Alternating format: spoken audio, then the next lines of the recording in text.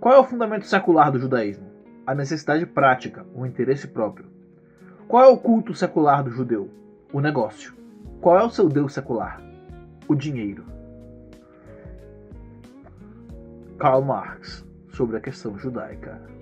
A questão judaica é talvez o texto mais polêmico de Marx, né, e que é constantemente tirado de contexto para ser usado contra ele, né. Esse trecho, isoladamente, que eu li, ele parece ser uma coisa extremamente antissemita, né? Só que eu acho que não dá pra gente olhar para esse texto e tirar ele do contexto de que nós estamos falando de um judeu falando sobre judeus. Né? Esse livro, A Questão Judaica, não é um texto bem curto, na verdade. Trata-se de Marx respondendo o seu amigo e professor Bruno Bauer, que é um influente estudioso da religião na filosofia alemã. E como estudioso da religião, Bruno Bauer ele tinha uma certa sugestão para o que ele chamava de emancipação do judeu. Né? Afinal, o judeu sempre foi uma minoria étnica perseguida na Europa ao longo de toda a Idade Média, certo? Mas para entender o que Marx está discutindo com Bauer no texto, a gente precisa ter um mínimo de entendimento da chamada questão judaica, das origens do antissemitismo e da organização política na Europa medieval. Bom dia, boa tarde, boa noite. Hoje a gente vai dar uma olhada nesse texto que é o mais polêmico de Marx, né? E a gente vai ver que no contexto faz muito sentido o que ele está falando. Veja, é um mito frequentemente repetido até nos dias de hoje, porque é instrumentalizado por razões políticas, né? Que os judeus seriam um povo que sempre foi odiado, discriminado e perseguido em todos os lugares em que eles estiveram. Isso é falso, né? Os babilônicos e os romanos tratavam os judeus como tratavam a qualquer outro povo. E os muçulmanos, quando dominaram a Península Ibérica durante 700 anos, os judeus e os cristãos tinham plenos direitos, ainda que sob vassalagem, para o domínio islâmico, mas os próprios muçulmanos tinham leis contra escravizar judeus e cristãos. Portanto, não é verdade isso que os judeus sempre foram discriminados e odiados por serem judeus. Não, pelo contrário.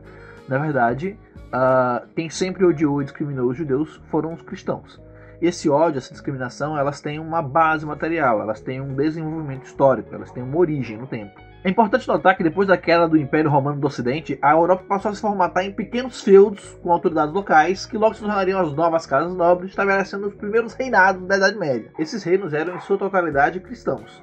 O Papa era herdeiro da autoridade espiritual que antes era detida pelos Césares.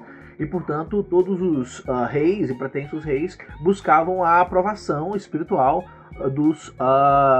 da Igreja Católica. Certo? Pode-se dizer que nessa época a Igreja Católica, de forma muito concreta, fazia as leis. A Igreja Católica tinha uma lei muito específica contra a usura, que já era denunciada por Moisés no Velho Testamento. A usura aqui é amplamente entendida como empréstimo com juros, às vezes com juros abusivos, né? Só que muitas vezes ela era entendida apenas como empréstimo com juros. Alguns entendiam que usura era inclusive a atividade comerciária. Muitos diziam que não se podia ser comerciante e ser cristão ao mesmo tempo. Existia uma certa confusão com relação a essa questão da usura. Só que na prática o que a Igreja Católica fazia efetivamente era criminalizar o lucro. Aí sabe quem não criminalizava o lucro, nem os juros nessa época? Os judeus. Veja bem, não é que o judeu seja fundamentalmente ganancioso e desonesto, que vende a própria mãe, etc. É que desde a antiguidade e durante a maior parte da Idade Média, os judeus se davam a atividades comerciais, realizavam empréstimos a juros, enquanto os cristãos não.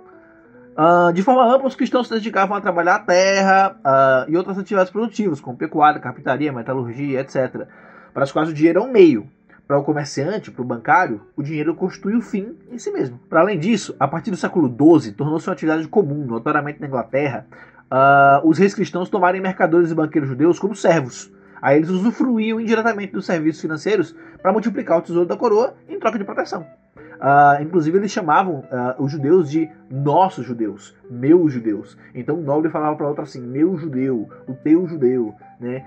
Então ele estava usufruindo indiretamente daquela atividade financista, certo? Se você odeia o Santander, imagina a tensão que existia entre a classe agrária e a classe financista nessa época. ainda mais a serviço dos reis, né? Veja, a origem do antissemitismo é uma base material, socioeconômica, ainda que a palavra antissemitismo só fosse inventada no século XIX. Na altura da Revolução Francesa, essas tensões ficaram muito exacerbadas. Só que desde a Reforma Protestante, você já vinha tendo uma transformação na sociedade medieval. Os protestantes não mais criminalizavam a usura. E aqui acontece o que Marx vai chamar no texto dele de que o cristão virou o judeu. Por quê? Porque na organização agrária feudal, você tinha uma classe muito definida de comerciantes que eram judeus e bancários que eram judeus. Primeiro, porque eles já tinham uma prática que vinha desde a antiguidade, até a época que eles estavam lá no Levante, né, desde que vieram lá no início da diáspora judaica, enquanto que o resto dos cristãos não, porque a região ali da Palestina sempre foi um entreposto comercial muito grande. E daí você tem um movimento que se retroalimenta, né? Os caras são comerciantes, são banqueiros, eu não gosto deles. Aí eu não gosto deles, eu não quero que eles trabalhem comigo. Aí com o tempo, o que acontecia também? Os judeus eles iam perdendo espaço nos outros locais de trabalho. Então não adiantava que o judeu quisesse ser um ferreiro, por exemplo. Os ferreiros não iam querer trabalhar com o judeu. Em muitas guildas eles eram expulsos. Então eles eram obrigados a ficar no serviço comerciário e no serviço bancário. E era isso que eles faziam. E aí com o tempo vai se acirrando esses antagonismos. Só que o que acontece? Quando os protestantes, quando realizam a reforma protestante, você não tem mais os pudores com a usura, e daí você vai ter muitos cristãos assumindo o papel que tradicionalmente era dos judeus na sociedade europeia medieval. Então é aí que Marx chama de virar judeus, né? Judeus no sentido de que eles estão ali cumprindo aquela tarefa, né, na divisão social do trabalho. Daí, quando chega na Revolução Francesa, você já tem a base material, a razão pela qual os caras odiavam os judeus, foi ficando cada vez mais lá no passado, e vai surgindo apenas o preconceito, apenas o racismo, apenas a discriminação. E aí o cara começa a odiar o judeu, por quê? Porque ele é judeu, a gente é cristão, ele é judeu, aí eu não gosto dele. É isso. Começa a discriminação com o judeu por ser judeu. Na Europa medieval, a religião é uma identidade mais determinante do que a nacionalidade. A nacionalidade ela só vai ascender na Europa no século XVIII. Vai ser inventada a noção de nacionalidade, certo? No século XVIII. Então Bruno Bauer é um filósofo que está na Europa no final do século XVIII, início do século XIX. Ele está observando essa Europa. E observando essa dinâmica discriminatória do cristão judeu, ele entende que a religião é um fator central, certo?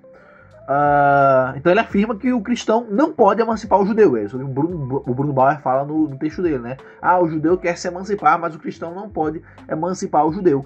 Por quê? Porque ambos devem abrir mão da sua identidade religiosa frente a uma identidade civil, para que numa república laica, sob princípios iluministas, não haveria razão para o cristão discriminar o judeu. Essa é a proposta do Bruno Bauer, é essa, certo? E é a isso que o Marx vai responder. O que o Marx vai fazer, é chamar o Bruno Bauer de idealista, porque é isso que Marx faz, não é isso? Então o Marx vai traçar essa razão concreta de onde veio o ódio cristão contra o judeu, que há muito foi superado, né, durante a Reforma Protestante, quando aí é que ele fala que o cristão se tornou judeu, no sentido que passou a ocupar as mesmas atividades financeiras que definiram o judeu enquanto classe por tanto tempo na sociedade agrária europeia. A relação entre cristãos e judeus se supra-sumiu, virou outra coisa.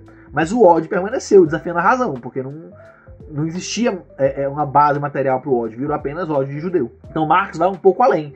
Ele explica que o judeu não pode ser emancipado através da república laica, nos modos liberais que estavam se estabelecendo, porque, já que o cristão virou o judeu, a relação que originalmente gera a animosidade que dá início à discriminação ainda está presente, que é o problema do financismo, que é o problema de você ter o dinheiro como atividade de fim, a acumulação de capital que se reverte em poder político, que se reverte em opressão. É nesse contexto que Marx fala, né, que ele escreve a infame frase: o Deus secular do judeu é o dinheiro, né, que a gente começou lendo aqui, né?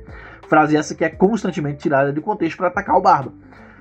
Ora, Marx é muito claro na sua elaboração. Ao falar de Deus dos judeus, ele não está falando de Jeová ou qualquer coisa semelhante. Ele está sendo bem claro que se trata de uma figura de linguagem o Deus secular sendo aquele a que o judeu sempre serviu, por razões históricas, incluindo a própria discriminação que se retroalimenta, expulsando o judeu de qualquer outro campo de trabalho, é o dinheiro. O Deus dele é esse, certo? O Deus, ou seja, para que serve o trabalho dele, vive para quê? Para gerar dinheiro. Porque essa é a atividade do comerciante, essa é a atividade do bancário. Enquanto que o cristão, ele trabalhava na terra, ele fazia material, ele fazia comida, e eles eram os nobres, né, que não faziam porra nenhuma. Ora, já que o cristão virou o judeu, ou seja, já que a atividade comercial e bancária deixou de ser exclusividade do judeu, e com a generalização da forma de mercadoria, todo mundo está vendendo tudo em todo lugar, agora tanto os cristãos quanto os judeus são escravos do dinheiro. Portanto, argumenta Marx, a emancipação do judeu só pode ser a emancipação do indivíduo judeu enquanto parte do gênero humano. A emancipação do judeu deve ser a emancipação do cristão. E do muçulmano, do hindu, do bandista, do budista, do shintoísta, tem que ser a emancipação da humanidade. Ou seja, a superação da sociedade de classes e dessa sujeição da humanidade à anarquia de mercado. O controle das forças produtivas e o estabelecimento de uma sociedade socialista. Essa é a emancipação do judeu, que é a emancipação do ser humano. Novamente, vamos lembrar aqui que estamos falando de um judeu falando de judeus. Para isso, nem o judeu e nem ninguém tem que abrir mão da sua identidade étnica, cultural, religiosa, mas tem que sujeitá-las à identidade do gênero humano, que é assim que Marx chama, o gênero humano internacional. Certo? É antissemita isso? Foi antissemita esse vídeo, gente? Me digam se esse vídeo foi antissemita. Me diga se é antissemitismo querer a libertação dos judeus. Outro sim, você vai querer a libertação única da etnia, né? Colocar a etnia acima do gênero humano, né? Você vai ter a supremacia racial, que é o que a gente está vendo em Israel hoje, né? Então é contra isso que Marx já estava falando lá no século XIX, dessa ideia de que não se pode emancipar uma parcela da humanidade em relação a outras, porque isso sempre vai se reverter em algum tipo de opressão violenta. Beleza? Se for antissemita isso, me digam, tá certo? Me avisem se isso foi antissemita. Se não, me digam o que vocês acham também, tá certo? Se gostou desse vídeo, curte, compartilha, se inscreve, por favor, porque estamos aqui gritando no deserto para divulgar a verdadeira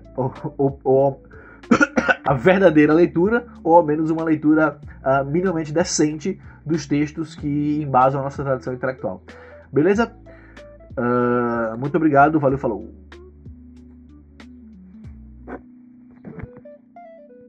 Dá like!